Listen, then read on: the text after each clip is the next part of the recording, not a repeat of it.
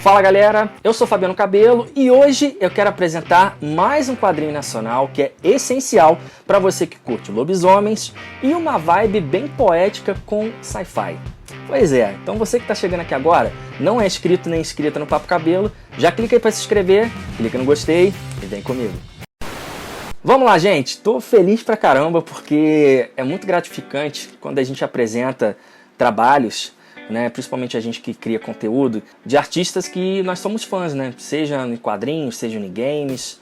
E aqui eu sou muito fã do Edgar Franco, que é o Cyberpajé. Edgar, tamo junto, que é um amigo querido que a arte me apresentou. Já falei com ele em live no Instagram. E a propósito, no final desse programa aqui tem uma outra surpresa para vocês, tá? Que gostam de entrevistas e tal. Mas então, gente, ele fez uma campanha em 2021 junto com a editora Atomic, né? Que ele tinha uma ideia de lançar um projeto onde um personagem de um artista que ele é muito fã, e acabaram se estreitando laços até que chegou esse convite para fazer a campanha, que é o Toninho Lima. É um cara, gente, que é um grande quadrinista, ilustrador das antigas, assim, do quadrinho nacional. E ele criou um lobisomem que é muito icônico. Se você, como eu, ama os monstros da Universal, ele é muito na vibe do Lon Chaney Jr. Aquele lobisomem icônico, com presença, sabe? Aquele rosto bem antropomórfico. Achei muito maneiro, assim, a vibe dele, sabe? Pra você que joga Lobisomem Apocalipse, né? Aquele lobisomem Crinos, sabe? Bem brutão mesmo, bem maneiro. Então, e aí o que acontece? O Cyberpajé, que ele é bem famoso pelo seu universo da Aurora Pós-Humana, eu não vou ficar falando muito aqui sobre esse universo, porque aqui em cima tem uma playlist de alguns trabalhos que eu já falei do Cyberpajé, para você já ficar por dentro, que vale muito a pena, tá? Se você curte quadrinhos que são poéticos, quadrinhos que tem essa vibe sci-fi, sem ter aquela encheção de linguiça, sabe? É bem assim, uma pesquisa mesmo, porque o Edgar também, ele é do corpo docente, né? Um professor renomadíssimo lá no estado de Goiás, e pesquisa um pouco sobre ele que vocês vão ficar boladíssimos com o currículo desse artista. E aí eles se juntaram para lançar esse trabalho aqui, Licanarquia, que o que é? É o crossover aqui, né, em que o lobisomem do Toninho Lima encontra a Aurora Pós-Humana do Cyberpajé. Gente, que leitura incrível! Eu já sou um pouco suspeito para falar porque eu gosto muito desses temas, e o Cyberpajé, ele é aquele tipo de quadrinista e até ilustrador também, até dar de exemplo para vocês aqui. Tem algumas ilustrações que vão aparecer também para vocês que foram feitas por ele, de capítulos e tal, mas ele, quando ele autografa alguma coisa para você, ele faz o que ele chama de ritual de presença, sabe? É uma coisa que ele tem essa conexão de criar um desenho único especialmente para você, né? E aqui para mim, ó, ele criou, inclusive com essa dedicatória que está aqui do lado. Eu fico muito emocionado porque eu gosto muito desse artista. É um amigo querido, mas antes de tudo eu admiro ele muito como artista. A nossa live foi incrível quando eu falei com ele no Instagram, lá no @FabianoCabelo, que eu te convido a seguir lá. E o que acontece, gente? Aqui eu ficava de vez em quando pensando isso, né? Olha, o Cyberpajé, ele criou o universo dele, junto com grandes nomes, Mozart Couto, é um grande exemplo. Se você sabe que é Mozart Couto, já tá ligado aí, que é um nome de peso, que um dos meus quadrinhos preferidos tá nessa playlist aí, que é o Biocyberdrama Saga, que é um calhamaço, que tem todo esse universo da Aurora Pós-Humana, tem uma trama incrível lá. Mas enfim, eu ficava imaginando, e se alguns personagens assim, mais, entre aspas, conhecidos, né, como um lobisomem e tal, eles fossem incorporados nesse universo? Como é que ia ser narrar esse tipo de coisa? Porque as obras do Cyberpajé, ele tem muito essa pegada de colocar lobo-guará, sabe, que é até o totem místico dele, e várias outras criaturas da nossa fauna e principalmente da nossa biodiversidade em obras que te colocam para pensar. Tem um contexto poético, reflexivo e altamente crítico com a sociedade atual, tá? Só vou te dar um panorama rápido. Essa Aurora Pós-Humana que ele fala, de tecnologias e tal, ele faz essa crítica em que os humanos, eles convivem com várias raças que eles têm essa obsessão de que o corpo humano é algo fraco, é algo finito, então vamos transferir nossa consciência para chips de computador. Então eles viram seres, né, totalmente tecnológicos e tal, então tem essa pegada. Né? As obras dele têm essa crítica, mas ele insere muita coisa que fica muito rico essa leitura. Aqui, em Licanarquia, nós temos uma visão mais crua, mais tribal, mas ao mesmo tempo ela faz um pouco de panorama ali, né? Ela faz uma ligação com o futuro. Inclusive eu tenho uma teoria aqui de fã, né? Eu vou chegar um pouco lá antes de eu já soltar aqui a teoria para vocês. Mas o que acontece? Aqui são 4 capítulos, tá? Salvo engano. E cada capítulo trata de fome, sede, temas assim que são inerentes a nós enquanto animais que pensam, né?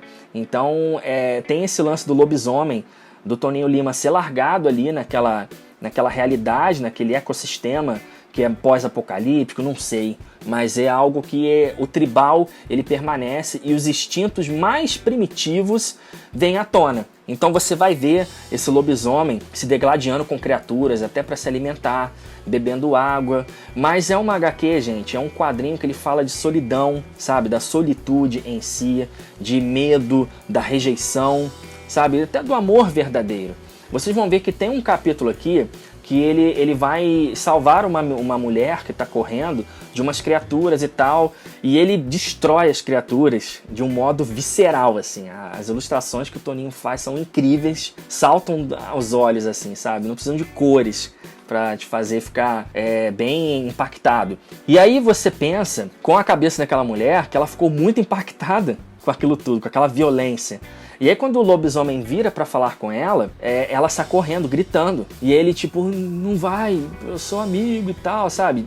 Ele tem até um lobo-guará como companheiro e tal. E aí você fica pensando essas coisas, sabe? Tipo, caramba, ele quis ajudá-la, mas pra ela é só mais uma criatura, né? Uma criatura que ela tem medo. A gente não sabe como é que ela foi parar ali. Só que ao mesmo tempo, a gente é transportado para uma outra parte em que tem um cientista falando com o filho e falando, ó, tem certeza que você vai gastar a sua economia da vida fazendo esse tipo de coisa? Ele, não, pai, eu vou me transformar numa criatura tecnogenética e tal. A gente vê um pouco do transplante, né? Ele vira um homem bestial. Quando a gente vê, é a minha teoria de fã aqui, ele vira um lobisomem realmente, né? E em seguida a gente vai ver que ele tem uma visão aterrorizante, que eu não vou falar, para não estragar a sua leitura antes da hora, porque para mim foi um impacto que eu não esperava, e é uma crítica incrível ao nosso capitalismo, a essa selvageria tecnológica que acontece, que assola a nossa sociedade, em que tudo é destruição, tudo é evolução e foda-se a natureza, sabe? Esse capitalismo atroz, né? E aí, qual a minha teoria de fã? O pai dele aqui, ele fala, ó, você vai... A Pandora sabe disso? A sua noiva sabe disso? A gente sabe... Quando você lê, você vai ver que realmente é só uma fanfic. Mas na minha cabeça, eu fiquei imaginando se a Pandora não seria essa mulher que tá correndo e esse lobisomem é o cara. E eles não se reconhecem, sabe? Por um instante eu fiquei com essa ideia na cabeça assim, mas é outra vibe aqui no quadrinho. Mas eu fiquei pensando, porque é isso que esse quadrinho faz demais, sabe? Ele tem uma narrativa tão fluida que você para com uma música... Eu gosto muito de falar isso, de você ler um quadrinho, um livro, com uma música que te deixe mais imerso naquela proposta, sabe? Eu acho muito interessante levar por esse lado e a obra ela fica mais rica na sua mente, né? O Cyber Pagé é um cara, além de poético, ele é um cara totalmente musical, sabe? Ele tem um projeto que se chama Post-Human Tantra, que na live que nós vamos fazer amanhã no meu Instagram, exatamente, eu vou entrevistá-lo junto com um outro professor incrível que eu já falei aqui no canal, que é o professor Elbert Agostinho. Já foi finalista do HQ Mix com o livro Negritude, Poderes e Heroísmos. Enfim, a gente vai fazer um crossover aí desses dois monstros do saber pra gente falar um pouco desse lance de você levar o quadrinho, a cultura pop para as escolas, para as universidades, né? Então eu tô resumindo aqui, mas cola amanhã lá no Instagram, no @FabianoCabelo, às 8 da noite, que vocês vão saber um pouco melhor. Por isso que eu não tô dando muitos detalhes aqui dessa obra também em si, porque a gente vai falar um pouquinho dela lá, tá?